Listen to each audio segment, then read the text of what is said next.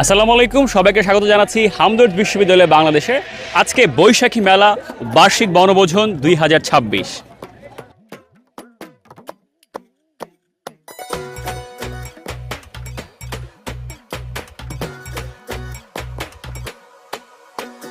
মেঘ ছাপাইয়া রোদ হাসে ওই ঘরে বৈশাখে থাকে তাল পাখার সেই বাতাসে। আমাদের সাথে আছে একজন স্টল ওনার, আমরা জানতে চাইবো স্টলের নাম কি?